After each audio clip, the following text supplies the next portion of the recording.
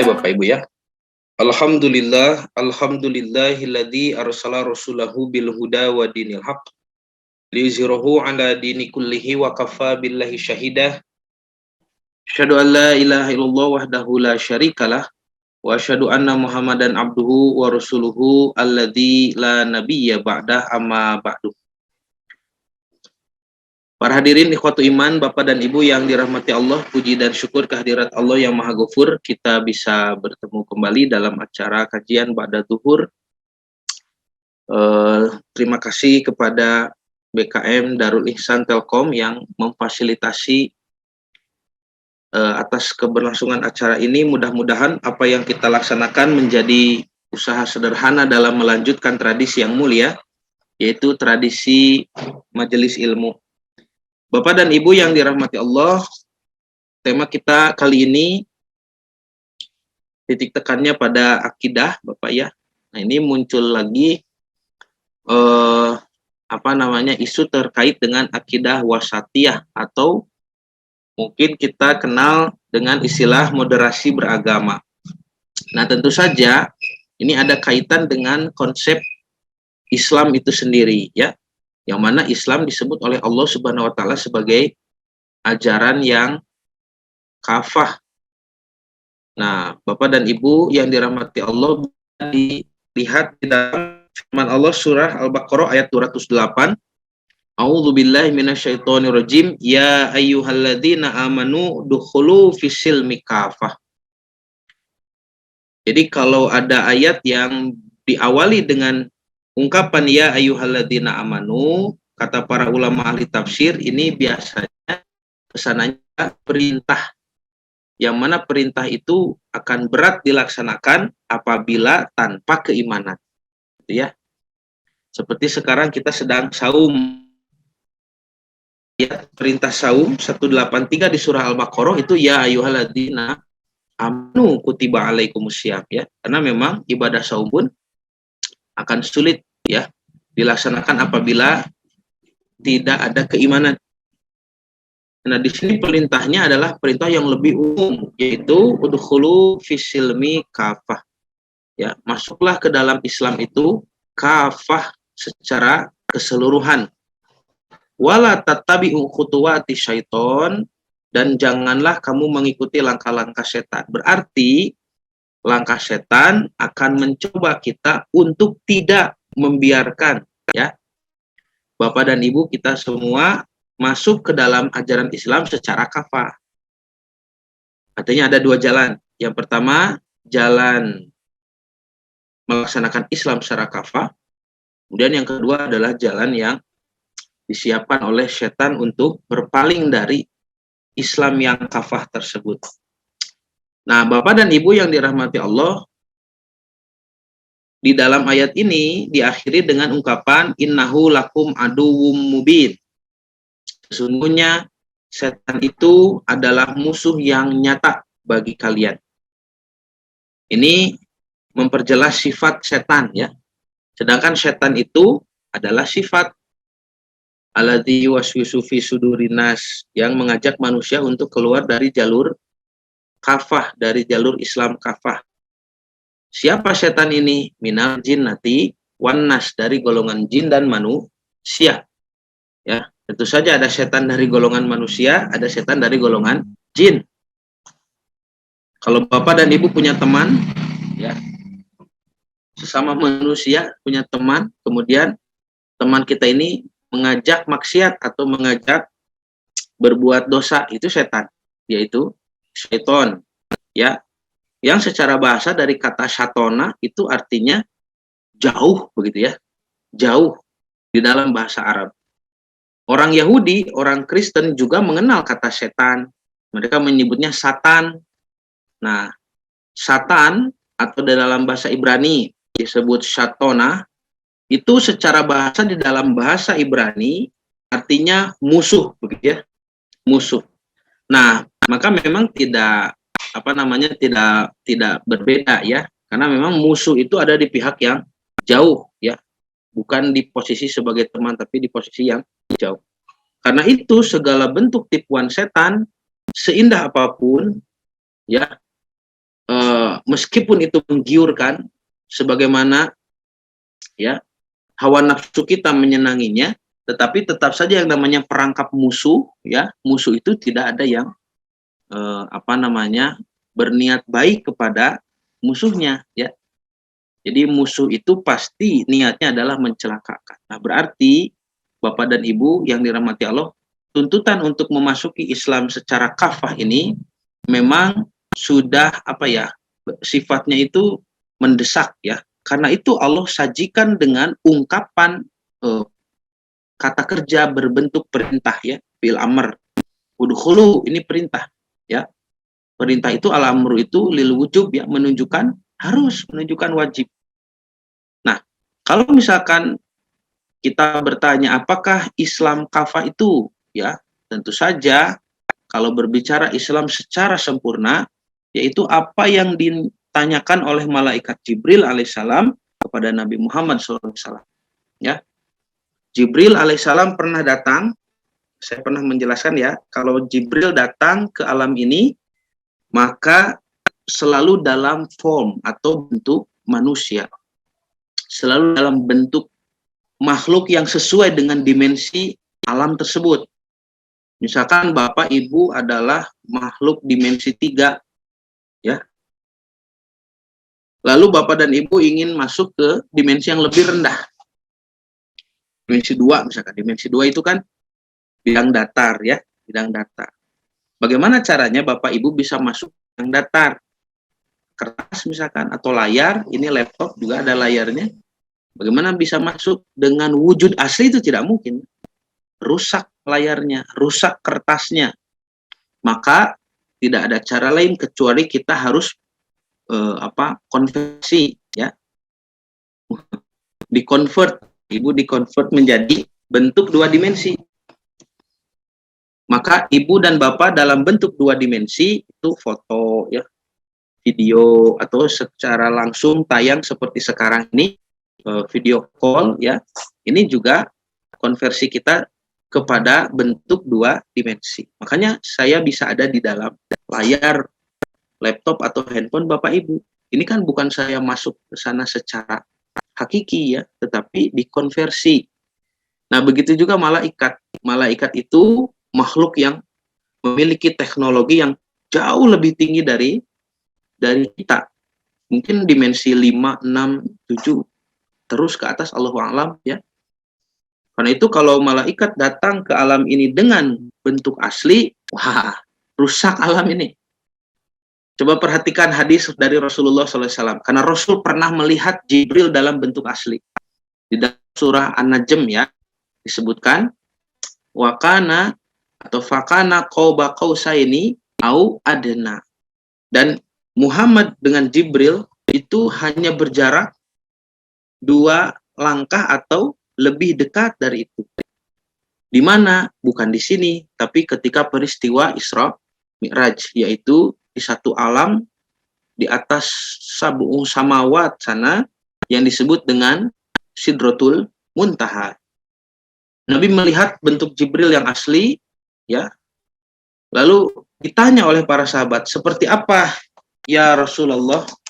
Kata Nabi, Jibril sosoknya sangat besar, sangat gagah, dan dia memiliki 600 pasang, ya, 600 sayap begitu.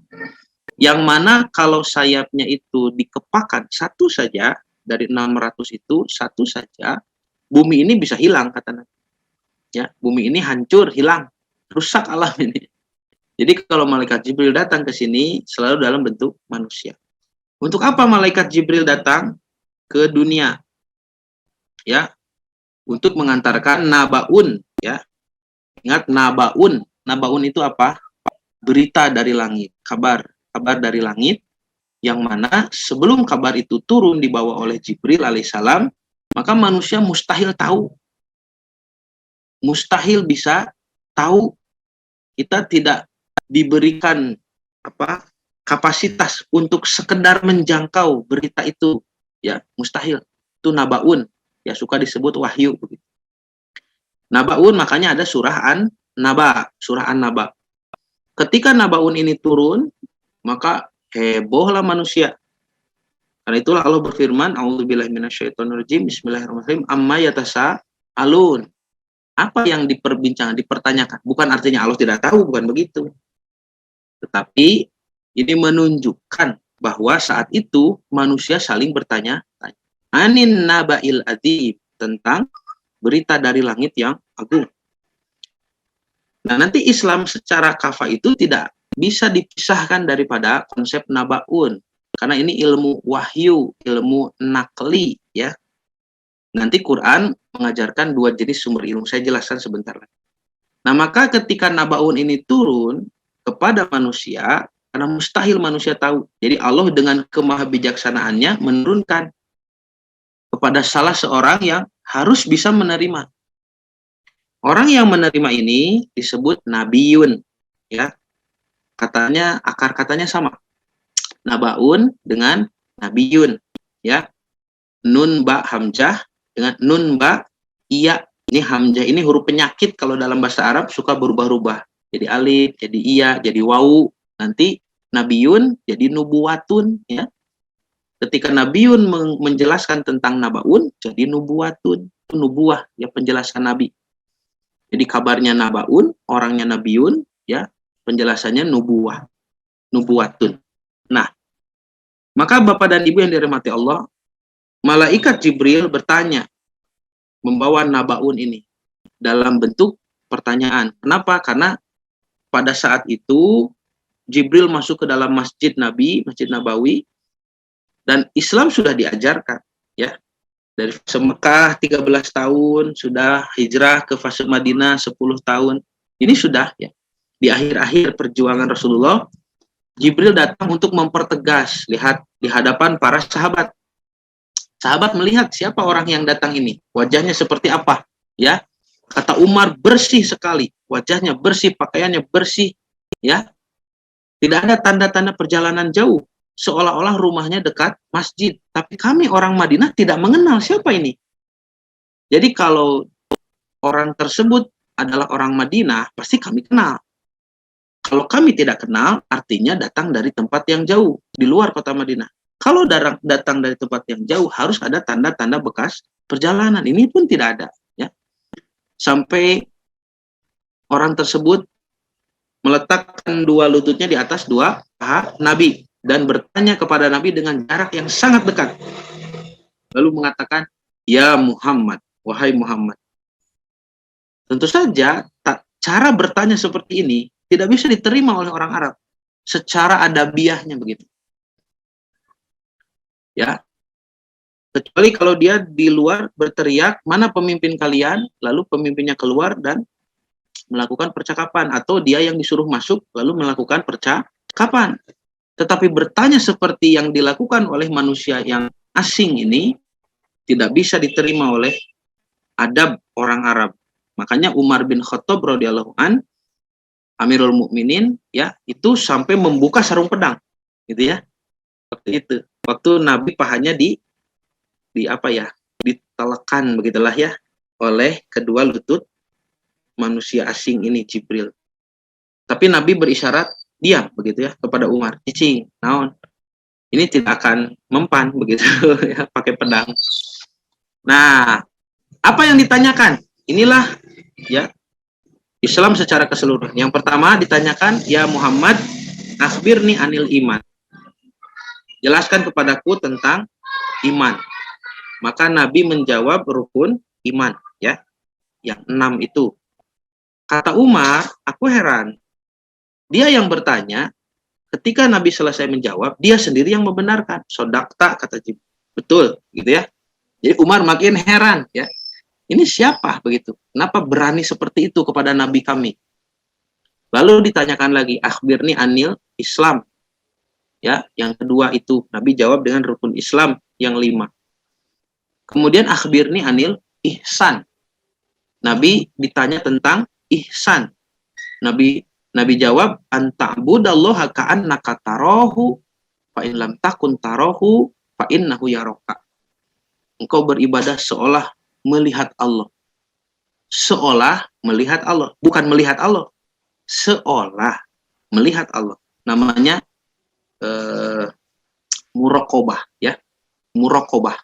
Raqib dari kata raqabah artinya diawasi, mengawasi. Jadi muraqabah. Muraqabah itu selalu merasa diawasi. Bukan muqarabah ya, jangan terbalik. Muraqabah dengan muqarabah beda. Qarabah itu dari kata qarib, ya, dekat. Muqarabah itu mendekatkan diri kepada. Ini muraqabah, merasa diawasi. Nah, ihsan itu engkau beribadah seolah melihat Allah. Tetapi jika tidak bisa, ingatlah bahwa Allah selalu melihatmu. Fa innahu yaraka. Itulah konsep ihsan, ya. Jadi ada rukun iman, landasan akidah, ada rukun Islam, ya, aturan syariat ibadah, ada juga sifat ihsan, ya, yaitu akhlak untuk bermuamalah. Nah, ketiga konsep ini ditanyakan di sesi pertama. Sedangkan sesi kedua ada pertanyaan yang lain.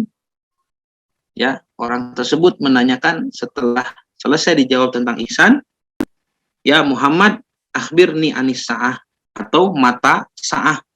Terangkan kepadaku kapan hari kiamat itu. Di sini Nabi menjawab dengan jawaban yang retorikanya tinggi, ya. Jadi pertanyaan retoris. Artinya Nabi mengatakan mal ma'ul bi'alami minas sa'il. Kalau bahasa kita begini, jangankan saya Nabi, Anda saja malaikat tidak akan tahu, begitu ya.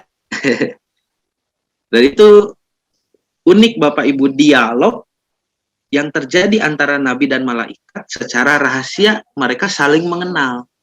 Karena orang yang datang ini adalah orang yang sama yang datang di Gua Hiro, orang yang sama yang datang di kesempatan-kesempatan sebelumnya. Nah, itu Nabi kenal, ya, siapa orang ini. Dan Nabi mengatakan mal mas'ul bi'alami minas sa'il. Orang yang ditanya tidak lebih tahu dari yang bertanya. Sama-sama tidak tahu. Ini sebagai, ya, seperti sapaan bahwa saya tahu Anda ini siapa. Anda Jibril, ya. Selamat datang, ya, apa kabar? Seperti begitu, tetapi dalam ungkapan yang ditanya tidak lebih tahu dari yang bertanya. Ini para sahabat yang ada di sekeliling masih kebingungan. Ini siapa, begitu ya? Tetapi Nabi sudah menyapa dengan seperti itu. Itu bahasa Nabi yang begitu tinggi, ya. Sampai terjadi tegur sapa, ya, secara tidak langsung. Nabi mengatakan, "Hey Jibril," gitu kan? Ya. Mal mas'ul bi alami minas sa'il. Yang ditanya tidak lebih tahu dari yang bertanya. Ya. Artinya saya tahu siapa Anda. Nah, Anda ini malaikat bukan manusia. Itu seperti dialog yang ada dimensi yang berbeda yang hanya dinikmati, dirasakan oleh Jibril dan Nabi Muhammad alaihi wassalam, ya. Nah, jadi ketika ditanya seperti itu, maka malaikat Jibril lanjut bertanya, "Wa ma asyratuha?" Kalau begitu apa syarat-syaratnya? Apa syarat itu, ya, kalau dalam tanda kiamat, tanda begitu ya. Kalau tanda itu sudah terjadi, wah sudah dekat itu kiamat. Nabi menyebutkan 2 tanda di riwayat ini. Dari sekian banyak tanda yang ada, Nabi sebutkan 2 saja. 1, pengembala kambing dan unta yang miskin, bahkan tidak punya sendal, berlomba-lomba meninggikan bangunan. Ya. Yang kedua, hamba sahaya perempuan melahirkan majikan. Nah, di riwayat lain Nabi pernah ditanya, siapa yang Anda maksud tentang pengembala miskin yang tidak pakai sendal itu? Yang berusaha meninggikan bangunan. Kata Nabi, Arabiun, orang Arab. Ya. Dan di zaman kita sudah terjadi, ya. Orang Arab meninggikan bangunan. Kemudian hamba saya melahirkan perempuan. Ada yang mengatakan itu anak durhaka, seperti majikan kepada ibunya. Ada juga yang mengatakan itu fenomena bayi tabung, ya. Karena ketika rahim itu dipinjam, maka perempuan yang melahirkan itu tidak jadi ibu dari anak yang dilahirkannya, tapi dia melahirkan untuk majikan, ya, yang membayarnya. Jadi si anak ada di posisi majikan, begitu ya. Nah, banyaklah penjelasan dari para ulama kontemporer. Tetapi yang pasti di sini Nabi menyebut hanya 2 tanda kiamat, dan itu adalah jawaban atas pertanyaan Jibril di sesi kedua, ya. Nah, ini Islam. Jadi Islam itu tidak lengkap kecuali ada rukun iman, rukun Islam, kemudian sifat ihsan, cara melaksanakan dengan ihsan sampai ke tingkat ihsan, ya.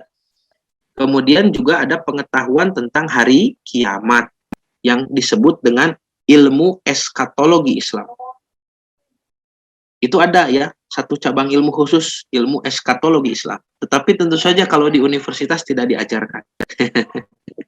Kalau di pesantren kami diajarkan, ya. Di Ibnu Hajar diajarkan ilmu eskatologi Islam. Kita mengumpulkan seluruh dalil dari Quran dan Sunnah terkait dengan bagaimana peradaban manusia ini berakhir. Akan terjadi fitnah, kata Nabi. Bagaimana cara menghindarinya? Bagaimana cara selamat terhadap atau atas fitnah-fitnah di akhir zaman itu, ya. Eskatologi Islam, ilmu eskatologi Islam. Nah, Bapak dan Ibu yang dirahmati Allah, nah maka Islam yang kafah ini dituntun oleh wahyu yang dibawa oleh malaikat Jibril oleh Nabi, ya, kepada Nabi Muhammad SAW berupa Al-Quran yang nanti akan mengajarkan kepada kita satu epistemologi yang baru, ya. Maksud baru itu dalam peradaban manusia, terutama di Arab, ya. Yang terakhir ada nabi itu sebelum Nabi Muhammad kan jauh sekali. Terakhir ada nabi di Arab itu Nabi Syuaib, ya. Nabi Syuaib, Nabi Ismail, begitu. Kalau Syuaib kan di Madian, kalau Ismail, kalau di Hijaz, ya, Mekah Madinah, ya terutama di Mekah itu kan Ismail alaihissalam. Terakhir itu, berapa tahun itu? Ya sekitar 2000 tahun sebelum Masehi. Nabi Muhammad SAW diutus tahun 610, ya. 610, karena lahir 570 kan. 40 tahun kemudian diangkat jadi Nabi, artinya itu 610 Masehi kejadian di Gua Hiro itu. Jadi 600 Masehi ditambah 2000 sebelum, artinya 2600 tahun yang lalu, ya. Makanya ilmu pengetahuan itu putus, ya, di Jazirah Arab saat itu. Padahal dulu terakhir ada ilmu dari wahyu itu dari Nabi Ismail alaihissalam. Yang mana karena begitu lama waktunya ditinggalkan oleh seorang nabi, ya, bangsa Arab itu disebut masa fatroh itu, ya. Makanya sudah simpang siur ajarannya. Mereka menyembah Tuhan, ya, tahu ada Tuhan namanya Allah, tetapi melalui perantara berhala Lata, Uzza, Manat. Mereka juga terpengaruhi dengan pandangan misogini dari Eropa, ya, dari tradisi Alkitab, ya, saudara-saudara orang Yahudi, orang Nasrani yang memang memandang rendah perempuan. Dan itu ayatnya ada di dalam kitab Yahudi dan Nasrani. Ayat yang mengutuk Siti Hawa sebagai perempuan terkutuk dan harus merasakan sakitnya mengandung dan melahirkan karena dia yang menyebabkan Adam keluar dari surga. Di dalam kitab mereka. Dalam Quran tidak, Hawa disebut wanita solehah dengan ungkapan zauj, gitu, ya, pasangan Nabi Adam. Nanti bedakan di dalam Quran ada perempuan disebut zaujah, ada disebut imro'ah, ada disebut al-unatha, ada disebut an-niswah, ada disebut an-nisa, ya. Ada 5 penyebutan perempuan di dalam Quran itu. Apa bedanya? Ini pekerjaan rumah kita, ya. Allah sudah menyebut itu di dalam Quran. 5 istilah untuk perempuan. Apa saja artinya? Ini pekerjaan kita, Bapak Ibu, ya. Jadi ketika Siti Hawa disebut zaujah, ya, istri di surah An-Nisa ayat pertama, ya.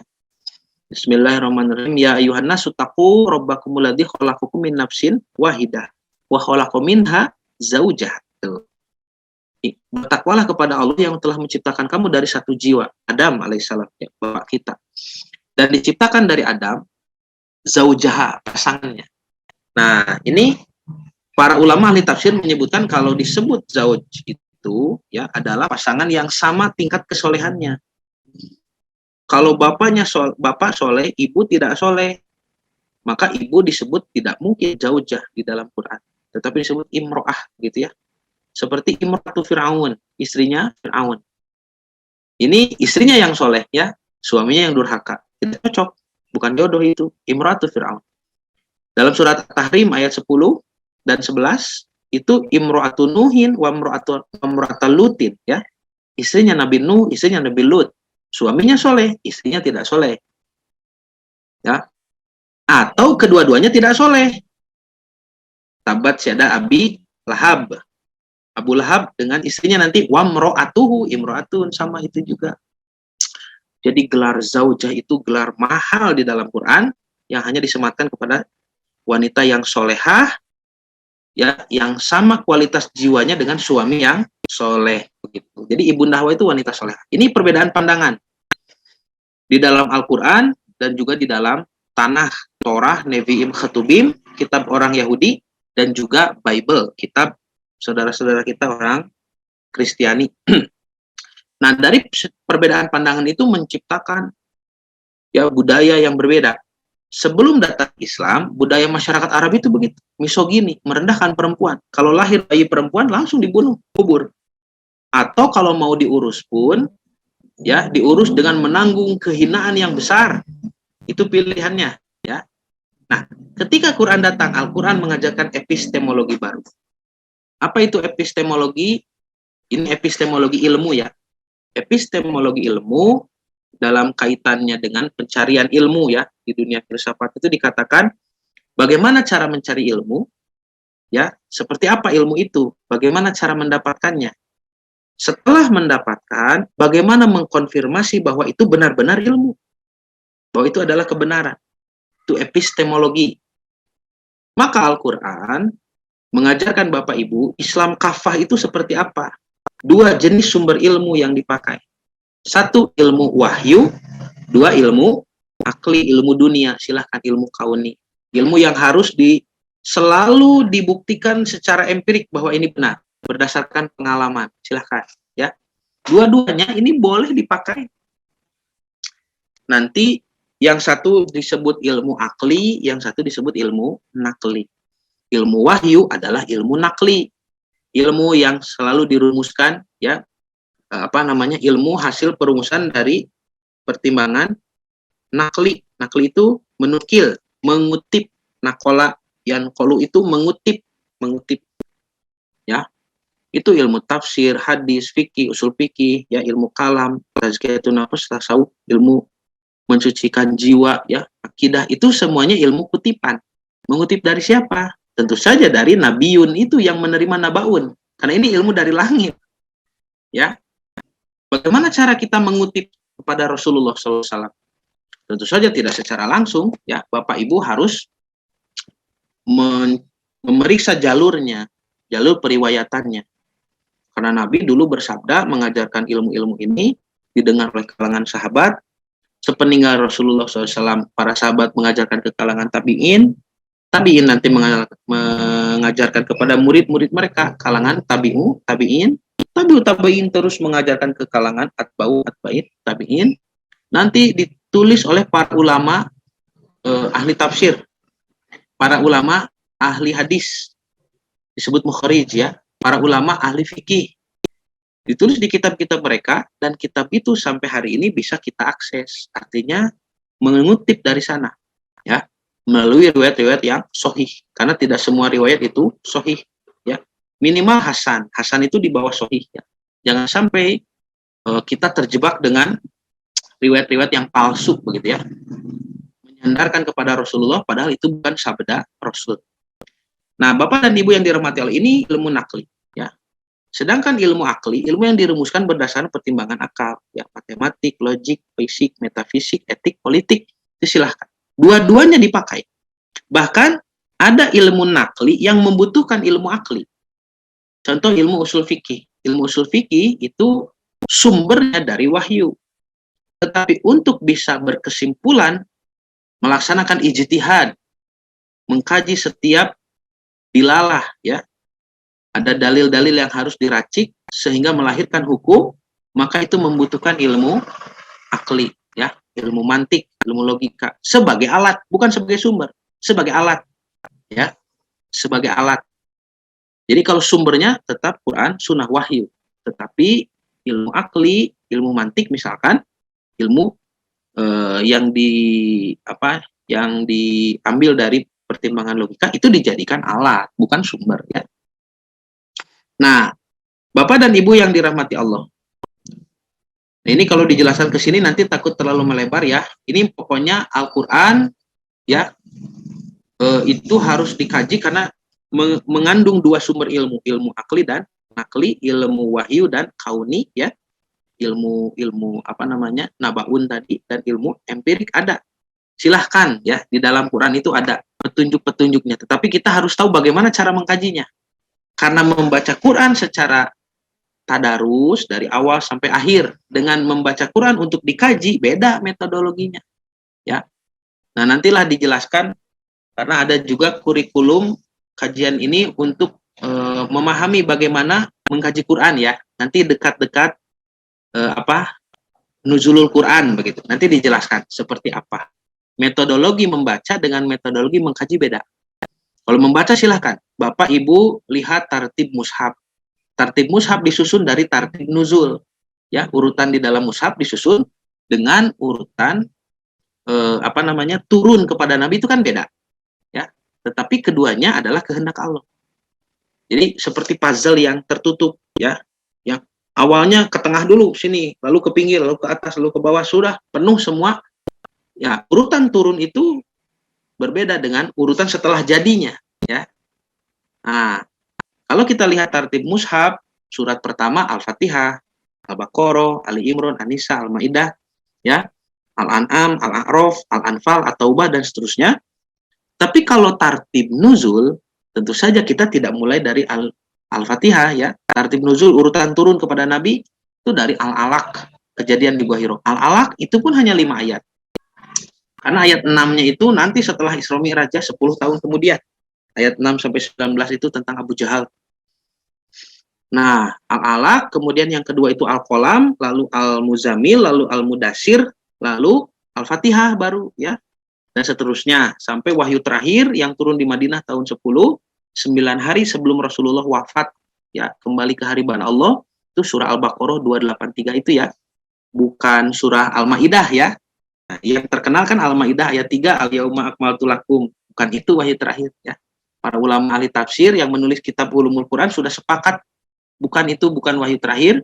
Setelah Al-Yauma akmaltu lakum dinakum itu 81 hari kemudian turun ayat yang benar-benar terakhir, surah Al-Baqarah ya, tentang riba.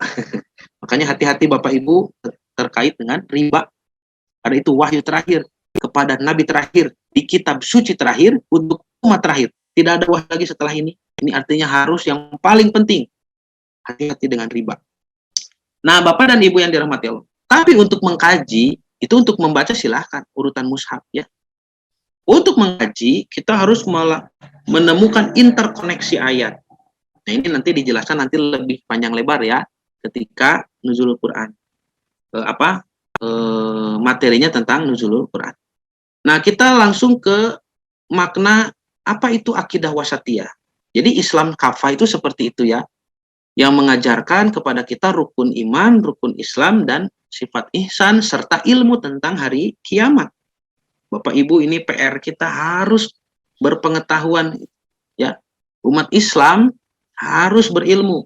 Kita diwajibkan menimba ilmu. Kenapa? Karena ilmu adalah satu-satunya yang penting yang kita butuhkan untuk bisa menyembah Allah secara benar, secara tepat.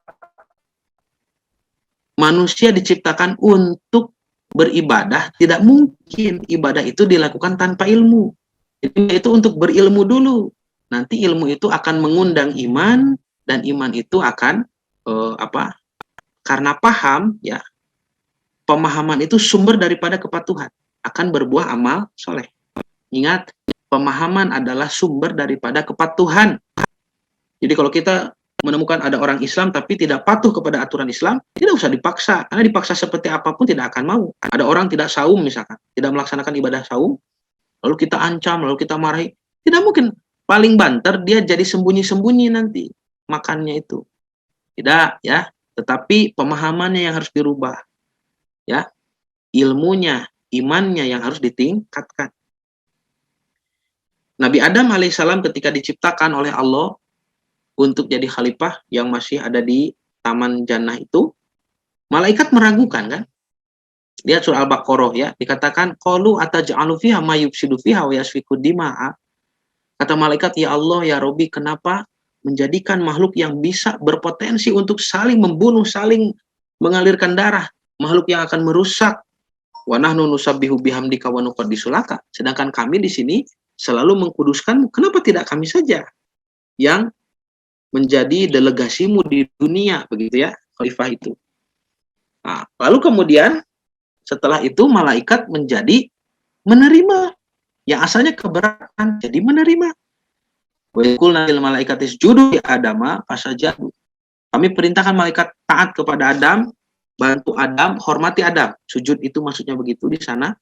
Maka semua malaikat menjadi hormat kepada Adam dan siap membantu Adam untuk berkembang, ya, jiwanya. Apa yang membedakan malaikat dari keberatan menjadi menerima adalah ilmu, ya. Karena Adam sudah berilmu. Allah berfirman, wa 'allama Adam al-asma'a kullah. Nah itu, jadi ilmu ini yang kita butuhkan untuk beribadah. Nah, maka Islam kafah itu, ya, tidak bisa diraih tanpa ilmu yang benar tentang iman, Islam, ihsan, dan hari kiamat. Nah, maka kekafahan, ya, kesempurnaan Islam ini akan mengantarkan kita sebagai umat muslim, umat Islam, kepada gaya hidup umat yang sempurna juga. Ya, kita manusia biasa ingin sampai kepada gaya hidup umat yang sempurna, menjadi peradaban yang diberkahi. Itu harus melalui Islam yang secara kafah. Nah, penyebutan umat yang sempurna artinya ada umat, ada manusia dalam jumlah besar yang sudah melaksanakan Islam secara kafah. Ya, itulah kita, insya Allah, ya, insya Allah, amin. Maka Allah menyebut umat seperti itu, umat yang sudah melaksanakan Islam secara kafah, dengan sebutan umatan wasaton. Dari sinilah mungkin muncul istilah akidah wasatiyah itu, ya. Tapi nanti hati-hati, akidah wasatiyah itu istilah yang dimanfaatkan nanti oleh orang-orang yang tidak bertanggung jawab, ya, kepada keselamatan ajaran Islam. Orang-orang yang pragmatis, yang hanya memikirkan kepentingan diri sendiri. Disebut umatan wasaton itu akidah wasatiyah, yang ada di tengah-tengah itu pemahaman liberal, bukan begitu. Ya, justru yang disebut dengan umatan wasaton itu apa? Nah, kita lihat, ya. Allah berfirman, wa kadzalika ja'alnakum umatan wasaton, dan begitulah kami menjadikan kalian sebagai umat yang pertengahan. Saya bandingkan dengan terjemahan Al-Furqan, ya, dari tafsir Al-Furqan yang ditulis oleh Tuan Hasan rahimahullah. Kalau Hasan dalam tafsir Al-Furqan menerjemah wa kadzalika ja'alnakum umatan wasaton itu, dan begitu juga kami telah jadikan kamu satu umat yang terpilih. Jadi kalau di terjemahan Al-Qur'an biasa itu disebut umat yang pertengahan, karena memang secara bahasa wasat itu artinya tengah. Tapi dalam tafsirnya di Al-Furqan itu sudah ada tafsir, ya, disebut umat yang terpilih, begitu. Apa maksudnya? Mari kita lihat. Jadi al-wasat, Bapak Ibu, ya, wasat, wasato atau al-wasat, al-wasatu itu secara bahasa, ya, wasaton itu kan dari al-wasat. Huruf waw, sin, dan to, ya, tod ini kalau dilihat secara arti kamus, ya, makna leksikal memang artinya tengah. Ya, makanya ada istilah wasit. Nah, itu kan bahasa Arab, wasit itu. Wasit itu penengah, ya. Wasitun, orang yang ada di tengah, yang menengahi, ya. Nanti pekerjaan disebut tawasut. Tawas itu menjadi perantara, begitu, menengahi, ya. Jadi maklar. Nah, maklar tawasutnya. Wasit itu kan tidak berpihak harusnya. Makanya kalau wasit itu, ya, dalam kepemimpinannya ada keberpihakan, suka dicemooh oleh penonton, kan, apalagi penonton Persib punya. Nah, maka wasit itu orang yang di tengah, tawasut itu menengahi. Ini artinya, ya, menurut para ulama ahli bahasa adalah i'tidalun wa tawazun, ya. I'tidal itu mengambil secara adil, i'tidal, ya. I'tidal itu mengambil secara adil. Apa itu adil? Adil itu lawan kata dari dolim, ya. Dolim itu apa? Dolim itu wad'u syai'i ala ghairi mahali. Meletakkan sesuatu tidak pada tempatnya. Itu dolim secara bahasa ya. Ini kopiah murah, Bapak taruh di kaki. Ini sepatu mahal, taruh di kepala. Dolim itu. Ya. Karena tidak pada tempatnya secara bahasa. Kalau secara istilah dalam ajaran Islam di dalam Quran, dolim adalah melanggar ketentuan Allah.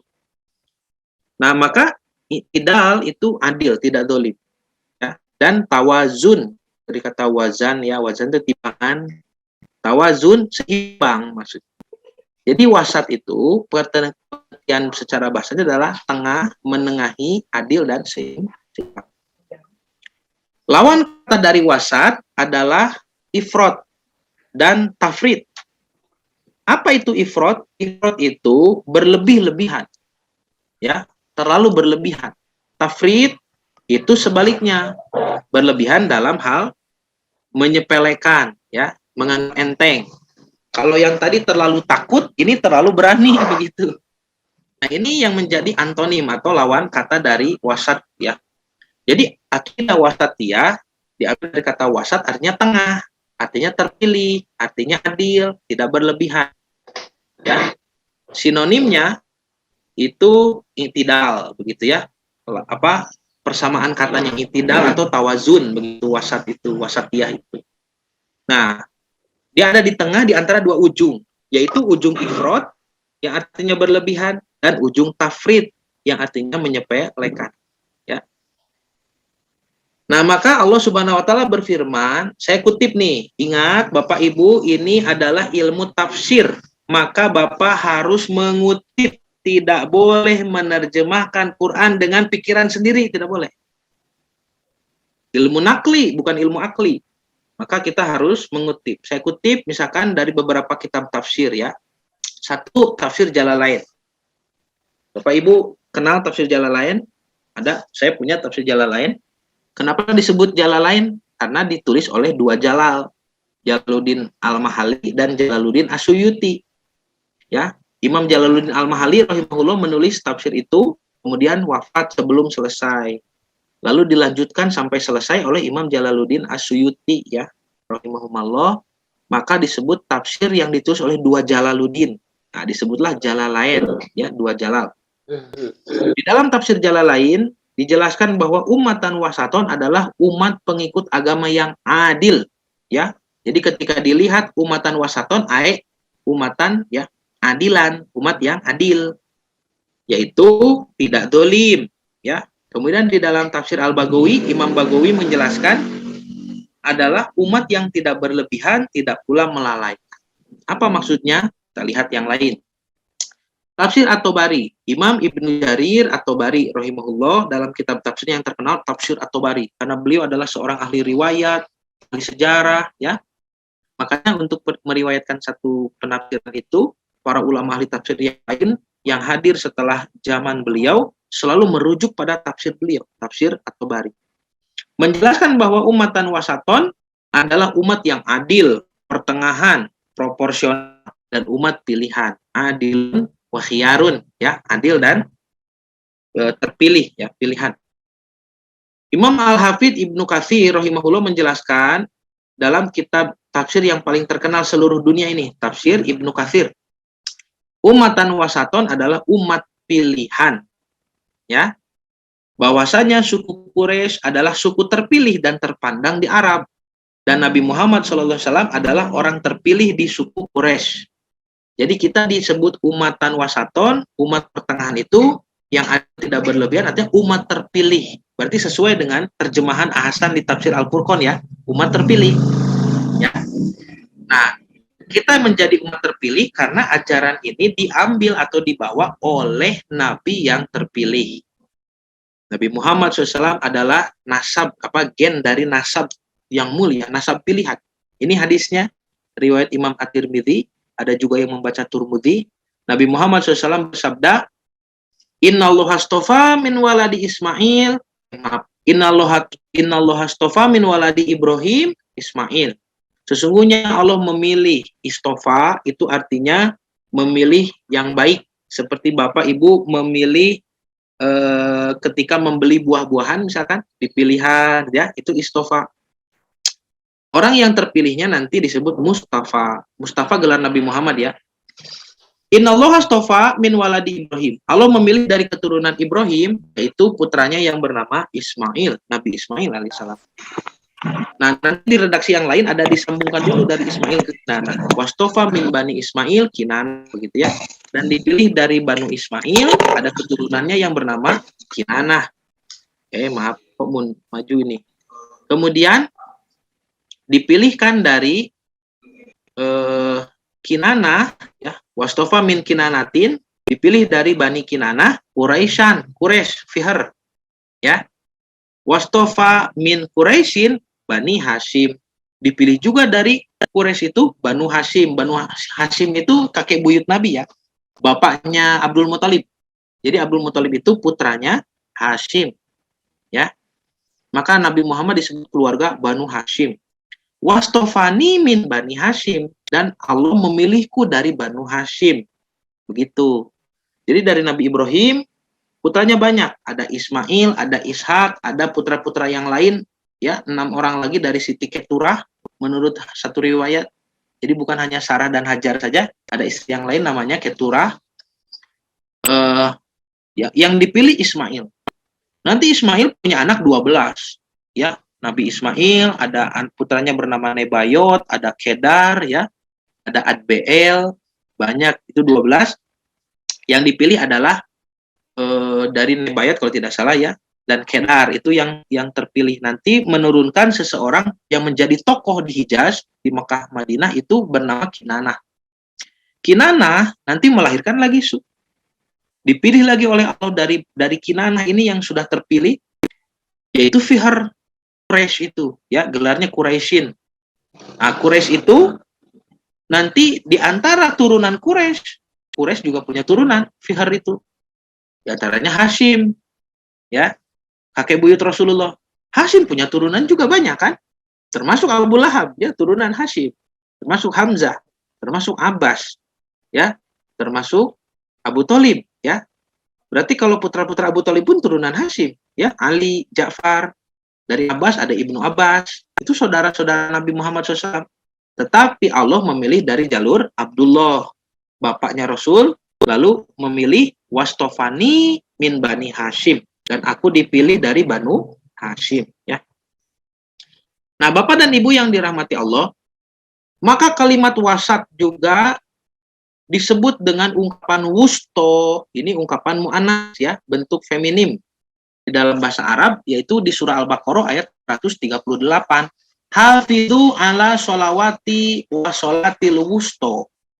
Jagalah oleh kalian sholat-sholat yang wajib dan juga sholat wusto. Apa itu wusto? Sholat pertengahan, sholat yang paling utama, sholat yang, ya, spesial. Wa qumul lillahi qanitin, dan laksanakan bagi Allah secara qanitin. Ya, qanitin itu ya khidmat panjang begitu, ya, qanitin.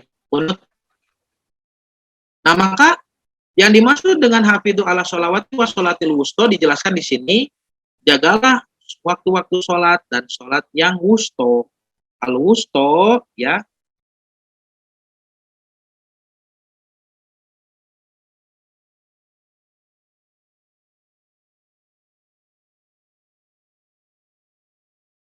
nanti ada yang berpendapat juga sholat subuh ada.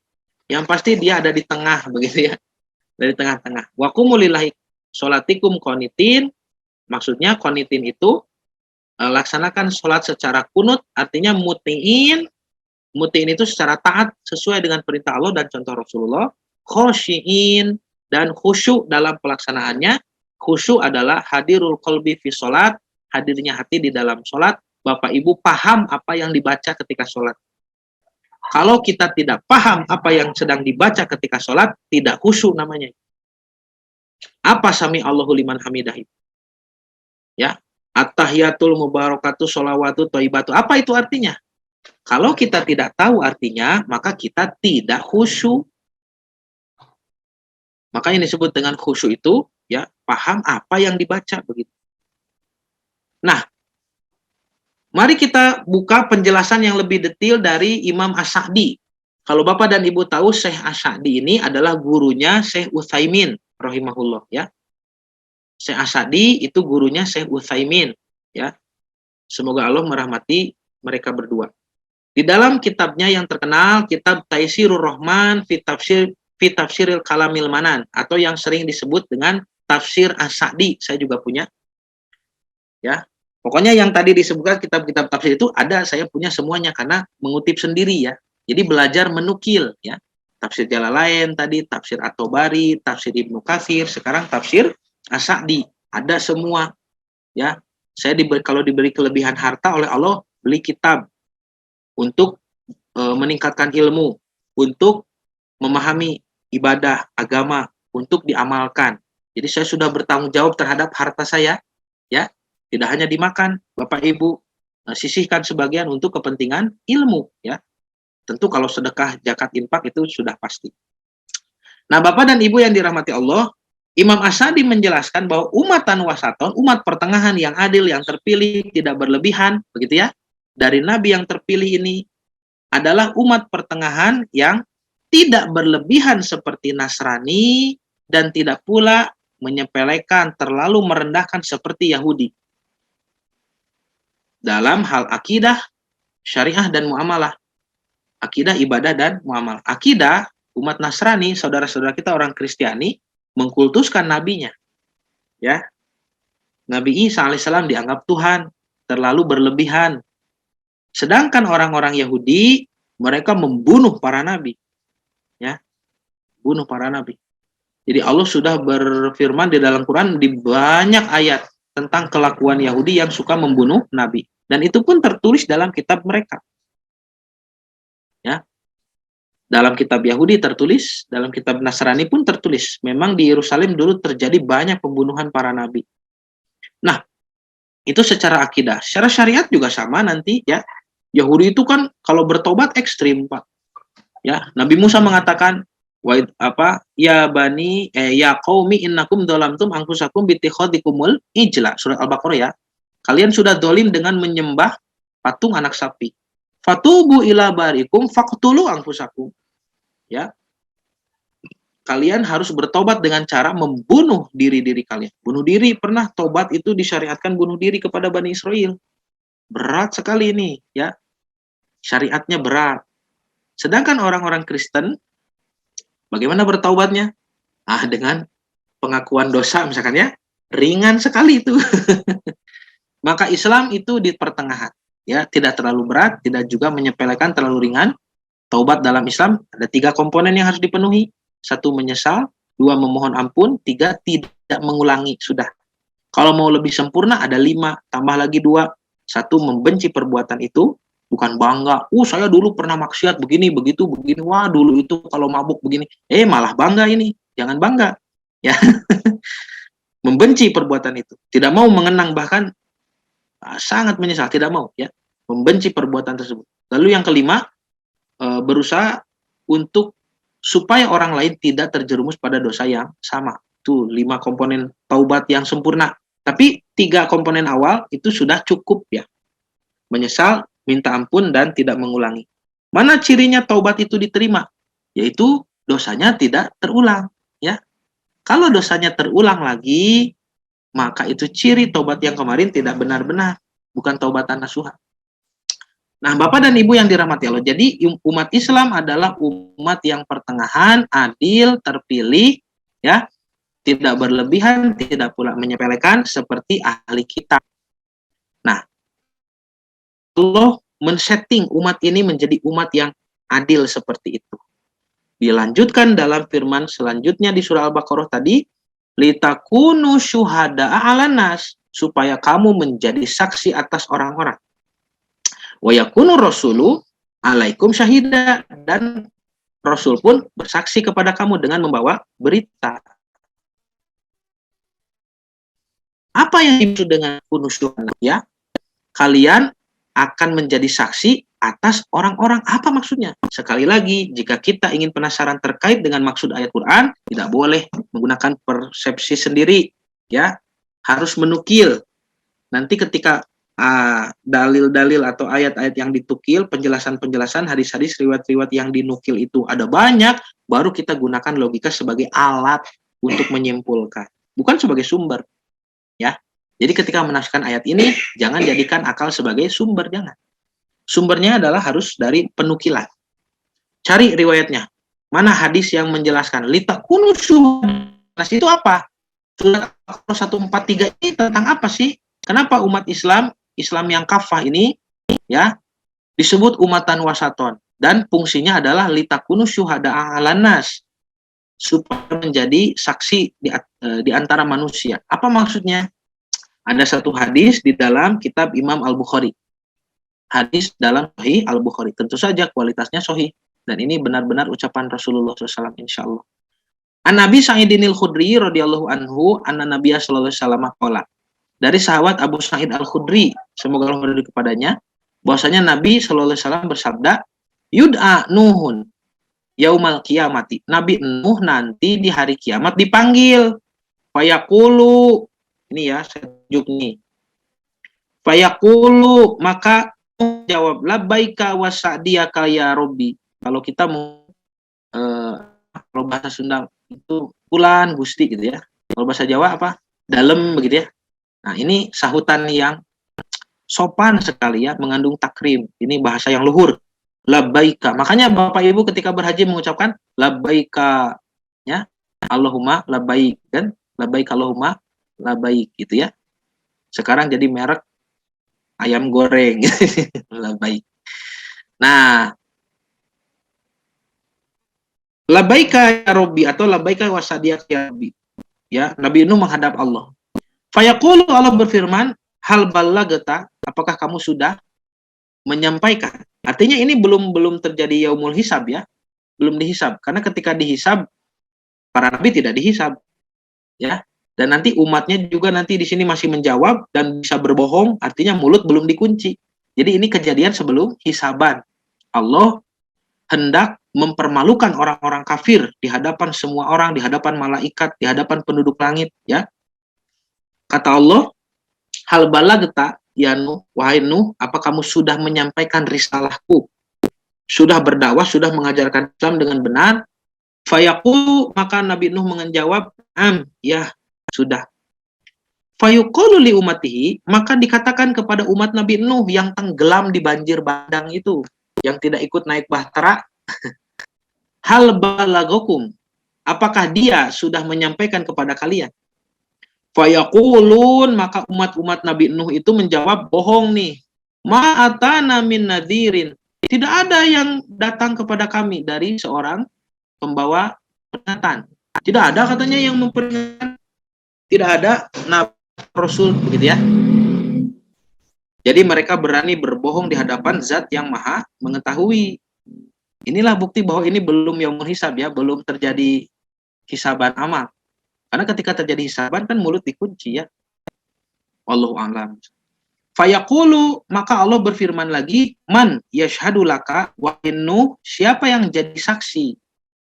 Ini Nuh, kamu mengatakan sudah menyampaikan, tetapi umatmu mengatakan tidak ada yang menyampaikan.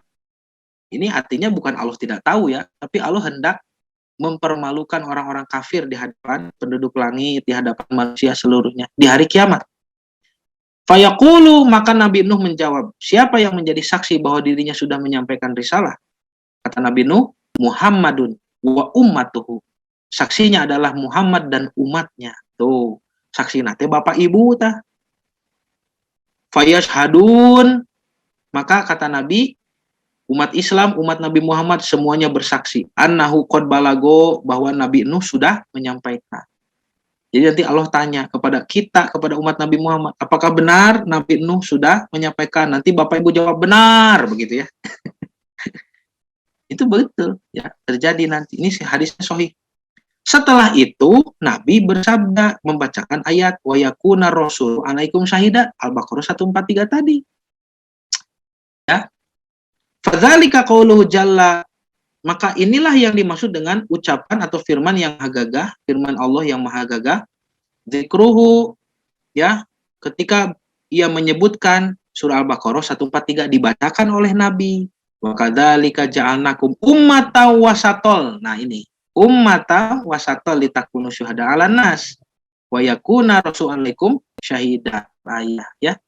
Ini penjelasan apa yang dimaksud dengan sehingga kamu akan menjadi saksi atas manusia. Kita umat yang pertengahan ini, umatan wasaton ini akan menjadi saksi atas disampaikannya risalah kenabian oleh para rasul terdahulu ya di hadapan umat-umat terdahulu, di hadapan Allah.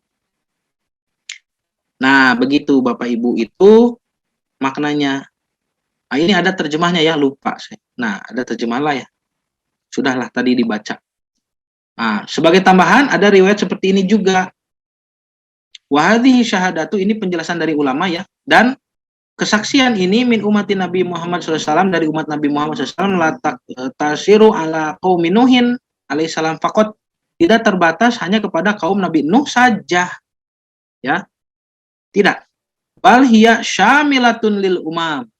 Tetapi dia itu umum ya. Syamil itu artinya universal, sempurna ya, universal, mencakup kepada umat-umat yang lain, kullaha, seluruhnya.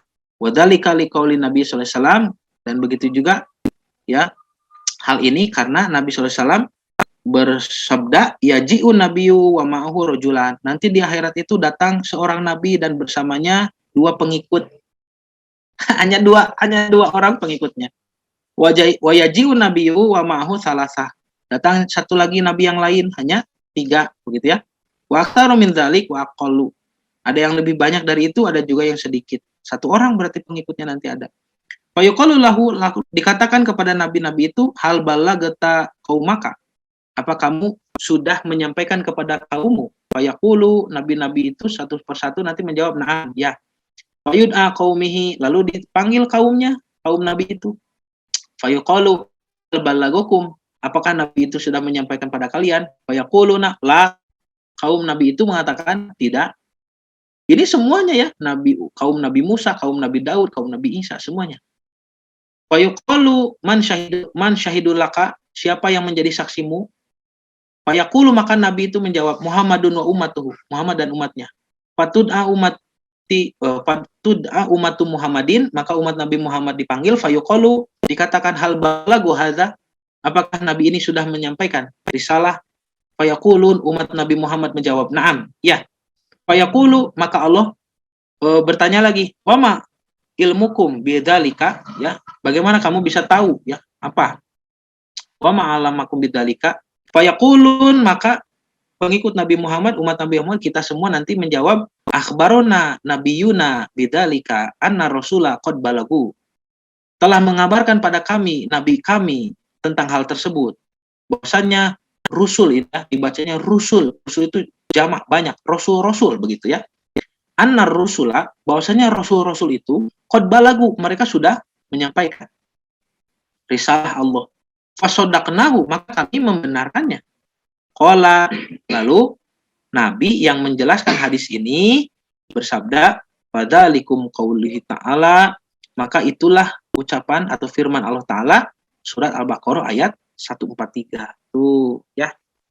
Jadi Bapak Ibu, kita umatan wasaton itu umat Nabi Muhammad yang terpilih, yang melaksanakan Islam secara kafah, tidak terlalu berlebihan seperti Nasrani, tidak terlalu menyepelekan seperti Yahudi. Kita memiliki akidah yang pertengahan. Itulah akidah wasatiyah. Ya. Yang mana fungsinya nanti untuk menjadi saksi di hari kiamat atas perjuangan para nabi dan rasul terdahulu. Kita yang menjadi saksi. Jadi mohon maaf, akidah wasatiyah bukan seperti yang diteriakan oleh paham-paham liberal begitu ya.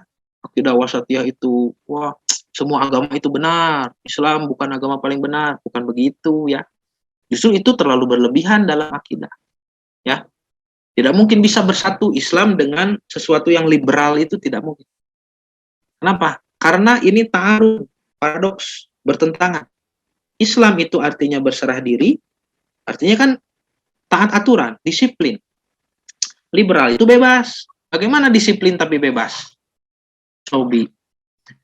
Bapak Ibu kerja di kantor lalu mengatakan, alhamdulillah di sini pegawainya semuanya disiplin, tapi bebas. Kumaha itu? mau disiplin, mau bebas ini. Tidak bisa ya. Dari penamaannya saja sudah tidak masuk akal, apalagi nanti paham isme-isme yang diajarkan. Nah, Bapak dan Ibu yang dirahmati Allah. Jadi, sekian dulu ya yang bisa disampaikan. Pas ya, jam 2 ya. Nah, tadinya mau sampai setengah 2, tapi tidak cukup. Ya, mudah-mudahan apa yang disampaikan menjadi sedikit tambahan ilmu yang bermanfaat ya, khususnya bagi saya sendiri, dan menjadi motivasi beribadah kepada Allah lebih tinggi. Saya cukupkan sekian ya, ditutup dengan doa Rabbana hablana min azwajina wa dzurriyyatina qurrata a'yun waj'alna lil muttaqina imama. Rabbana la tuzigh qulubana ba'da idh hadaitana wa hab lana min ladunka rahmah innaka antal wahhab. Rabbana atina fid dunya hasanah wa fil akhirati hasanah wa qina adzabannar. Aku qouli hadza wa astaghfirullah li wa lakum. Wassalamualaikum warahmatullahi wabarakatuh.